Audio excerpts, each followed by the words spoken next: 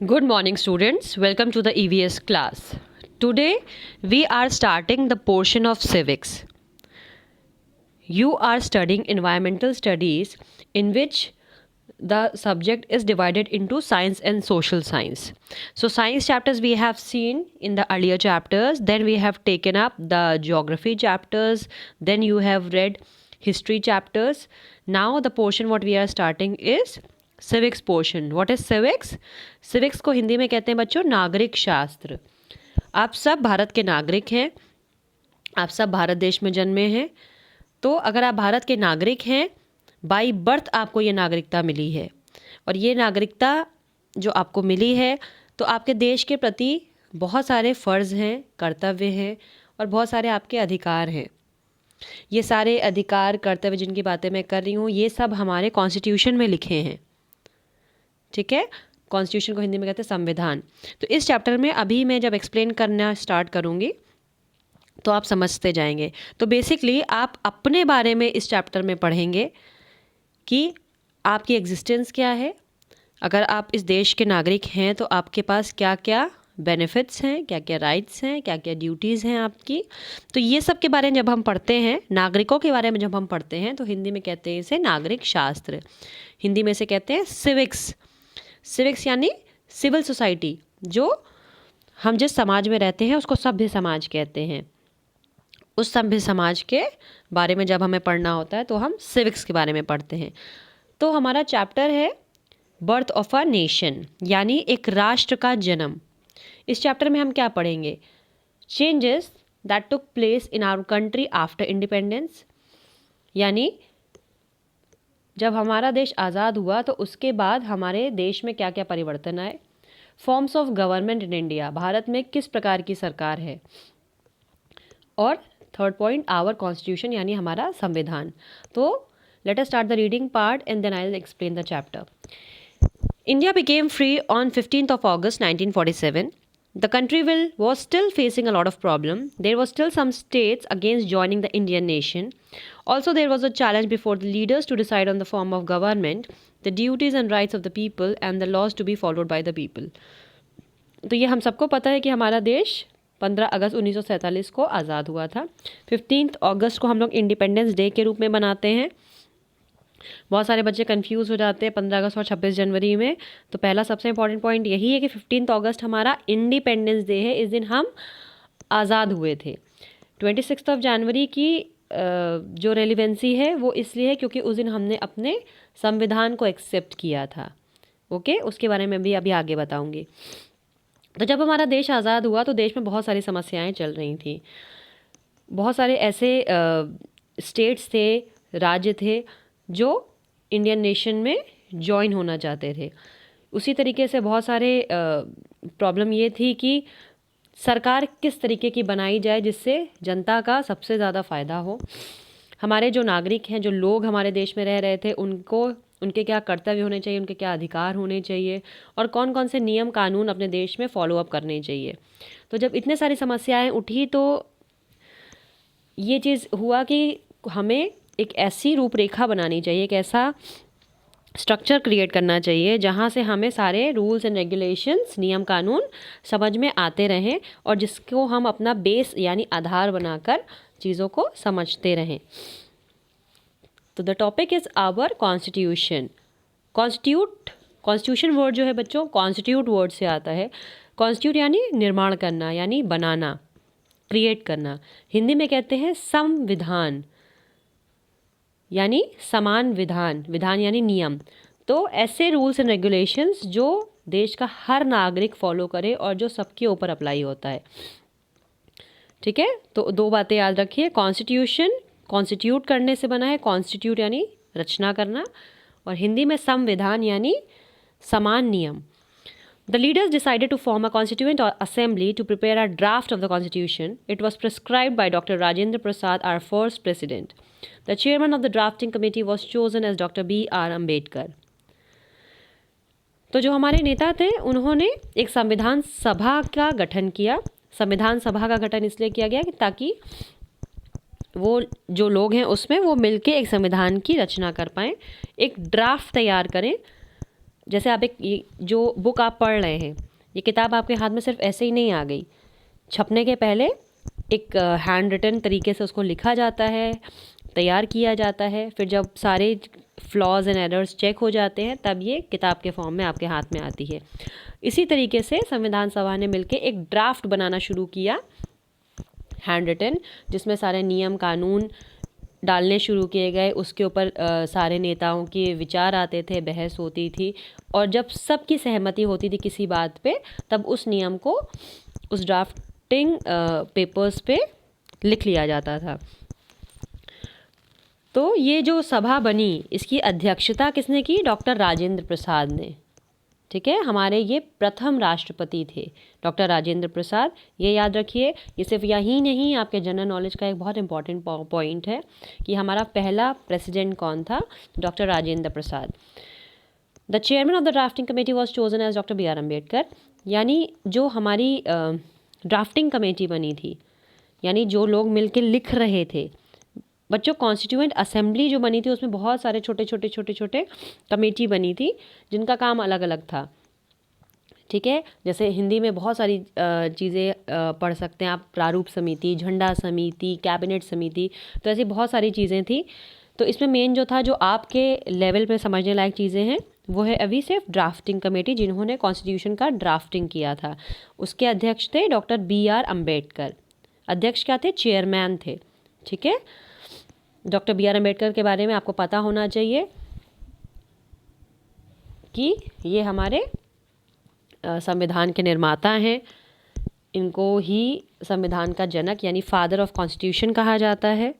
ठीक है, now after long debates and discussions our constitution was adopted on 26 January 1950. It gave us the laws to govern our nation. The main ideas of the constitution were written in the preamble. तो जब बहुत लंबी debates यानी विवाद हुए, discussions हुए, बातचीत हुई आपस में, तब जाके 26 जनवरी 1950 को हमारा संविधान सबकी सहमति से एक्सेप्ट किया गया। इसीलिए 26 जनवरी को हम लोग क्या मनाते हैं? रिपब्लिक डे मनाते हैं। इसने अपने राष्ट्र को चलाने के सारे नियम और कानून दे दिए। The main ideas of the constitution were written in the preamble. Preamble क्या होता है बच्चों? ये वर्ड आपके लिए नया है। प्रीएम्बल, प्री यानी पहले, एम्बल माने लिखा हुआ। आप अपनी कोई भी किताब उठाते हैं तो उसमें सबसे पहले एक पन्ना होता है जिसमें प्रीफेस कहते हैं उसको, जिसमें उस किताब के बारे में पूरा क्रक्स लिखा होता है, यानी उसका एसेंस लिखा होता है कि अगर आप ये बुक खोलेंगे तो अंदर ये चीज़ें आपको देखने को मिलेंगी। तो प्रीएम्बल भी वही पन्ना था जिस पे इस पूरे संविधान के में जो भी कुछ लिखा था उसका एक सार, छोटा सा एसेंस निकाल के लिखा हुआ था। The 4 important words of our preamble are sovereign, socialist, secular, democratic, republic. ठीक है, अब मैं आपको एक एक करके ये चीज़ समझाती हूँ। जो प्रियम्बल है इसको कहते हैं संविधान की आत्मा। प्रियम्बल को हिंदी में कहते हैं उद्देशिका। उद्देशिका यानी इस किताब को लिखने का उद्देश्य क्या था। हमारा कॉन्स्टिट्यूशन को बनने में बच्चों 2 साल 11 महीने और 18 दिन लगे थे, यानी 2 years 11 months and 18 days. The total time it was taken to complete the draft and to make it a book of constitution under which 395 articles and 7 schedules were written. तो ये हमारे भारत का ऐसा संविधान है जो पूरे वर्ल्ड में लिखा हुआ, प्रॉपरली लिखा हुआ रिटन कॉन्स्टिट्यूशन है। पूरे देश, पूरे संसार में, पूरी दुनिया में जितने भी देश हैं वहाँ पे किसी का भी संविधान पूरी तरीके से लिखा हुआ नहीं है। So it is most described, it is most written, it is most clear constitution ever made in the history of countries. Fine, so now हमारे जो नीचे आपने वर्ड्स देखे, सोवरेन, सोवरेन यानी हिंदी में समझिए समप्रभु। समप्रभु यानी प्रभु के समान। सोवरेन मतलब जो सबसे ऊपर है, जिसके ऊपर कुछ नहीं, यानी संविधान में जो चीज़ लिख दी गई है उसके ऊपर कुछ भी नहीं है। वो लास्ट है, उसका डिसीजन ही मान्य होगा। ठीक है, तो ये हो गया सोवरेन। सेकेंड है सोशलिस्ट। सोशल वर्ड आपको पता है, हम सब सोशल हैं, हम सब सोशल मीडिया यूज़ करते हैं, तो क्या है, सामाजिक यानी समाजवादी। समाजवादी एक ऐसी विचारधारा थी जो इस चीज़ में बिलीव करती थी कि प्रत्येक व्यक्ति को समाज में जीने का अधिकार है और जितनी भी चीज़ें हैं नेचर के थ्रू दी हुई वो सबको इक्वली मिलनी चाहिए। ठीक है, तो ये हो गया कॉन्सेप्ट सोशलिस्ट। नेक्स्ट है सेक्युलर। सेक्युलर पहले जब समझाया जाता था तो इस तरीके से समझाया जाता था कि ये धर्म के परिप्रेक्ष्य में है। आपको ये पता है हमारे बहुत सारे धर्म हैं, हिंदू, मुस्लिम, सिख, ईसाई, बौद्ध, जैन, पारसी। बट सेक्युलर का जो असली मीनिंग है वो धर्म निरपेक्ष ना होकर बच्चों पंथ निरपेक्ष है। यानी किसी भी धर्म को फॉलो करिए, किसी भी रास्ते को फॉलो करिए, किसी भी आइडियोलॉजी को फॉलो करिए, लेकिन अल्टीमेट रास्ता हमारा एक ही है कि जीवन को अच्छे तरीके से जीना और पूरे जीवन को इस तरीके से जीना कि आप आने वाले लोगों के लिए आपका जीवन एक महत्वपूर्ण हो और आपसे उनको कुछ सीखने को मिले। ठीक है, तो ये हो गया आपका सेक्युलर की विचारधारा। डेमोक्रेटिक, डेमोक्रेसी यानी रूल ऑफ पीपल। ये आप सब ने पढ़ा हुआ है और मुझे पता है कि आपके दिमाग में ये कॉन्सेप्ट आ रहा होगा। डेमोक्रेटिक, डेमोक्रेसी क्या होती है, प्रजातंत्र यानी लोगों का शासन। आपको पता है जैसे अगर हम क्लास में भी हैं तो मॉनिटर बनता है, तो हम सबके बीच में से ही एक बनता है ना, अब सारे बच्चों के बीच में से ही बनता है, तो वो क्या है, डेमोक्रेसी। आपसे पूछ के ही बनाया जाता है कि किस बच्चे को बनाना चाहिए। तो ऐसे ही देश में जब राष्ट्रपति का चुनाव होता है तो लोग वोटिंग करने जाते हैं, प्रधानमंत्री का चुनाव होता है, तो बहुत सारे ऐसे फैक्टर्स हैं जिसमें आपको यानी प्रजा को, लोगों को वोट करने का अधिकार दिया जाता है, जिससे वो अपना वोट देते हैं। तो आप जिसको चुनते हैं उसमें से एक नेता मंत्री बनता है। तो ये हो गया डेमोक्रेटिक। और रिपब्लिक, पब्लिक यानी जनता, रिपब्लिक यानी दोबारा जनता के द्वारा ही चुना गया। तो जो भी लोग हैं, जो भी हमारी फॉर्म ऑफ गवर्नमेंट है, वो ऐसा नहीं कि मतलब ऑटोक्रेसी नहीं है कि ज़बरदस्ती किसी को आपके ऊपर राजा बना के, जैसे पहले आपको पता है ना कि हम लोग ने हिस्ट्री में पढ़ा है, मुग़ल शासन है, बहुत सारे राजा हुए, तो वो राजा क्या होता था, उन्हीं के परिवार में से एक एक करके एक एक राजा बनता चला जाता था। लेकिन अब ऐसा नहीं है, अब कोई राजा वाला सिस्टम नहीं है। अब आपके बीच में से ही लोग एज अ रिप्रेजेंटेटिव खड़े होते हैं, आप उनको चुनते हैं और फिर वो आपके लिए ही फैसले लेते हैं। और अगर वो फैसला कोई गलत लेते हैं तो वो आपके प्रति उत्तरदायी हैं, यानी अगर वो कुछ गलत करेंगे तो आप उनसे सवाल कर सकते हैं। आपने सुना होगा सरकारें गिर जाती हैं, बहुत लंबा नहीं चल पाती अगर उनके डिसीजंस गलत होते, जनता के हित में नहीं होते। तो ये है हमारा रिपब्लिक, और अपने इंडिया में रिपब्लिकन फॉर्म ऑफ गवर्नमेंट ही चलती है। Let's see the last part. Did you know a constitution is a set of laws to rule a country. संविधान क्या है, कॉन्स्टिट्यूशन क्या है, सेट ऑफ लॉज है, नियम कानून के बहुत सारे लिखे हुए पैटर्न्स हैं जिससे एक देश को चलाया जाता है। यहाँ पे 2 फोटोज़ हैं, डॉक्टर राजेंद्र प्रसाद की और डॉक्टर BR अम्बेडकर की। ऑलराइट, ये बच्चों ये जो चीज़ आप देख रहे हैं भारत का संविधान, ये है प्रियम्बल ऑफ इंडिया। अगर आप इसको पढ़ पाएँ, इंग्लिश में ही मैं पढ़ देती हूँ।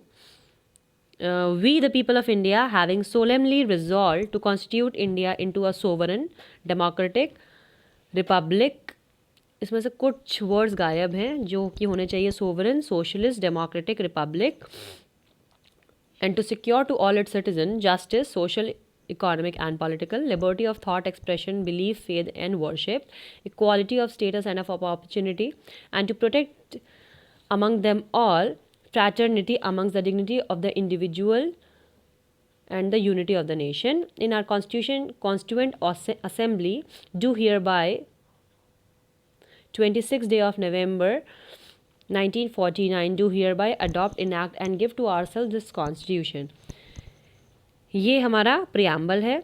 क्लास 6 से जब आप सोशल साइंस पढ़ेंगे तो आपकी किताब में सबसे पहले यही प्रियम्बल छपा होगा, और आपसे यही रिक्वेस्ट है कि इस प्रियम्बल को जितनी जल्दी आप याद कर लें। इस चैप्टर की एक्टिविटी भी आपकी यही है कि आप प्रियम्बल को प्रॉपरली कॉपी में सजा के लिखेंगे।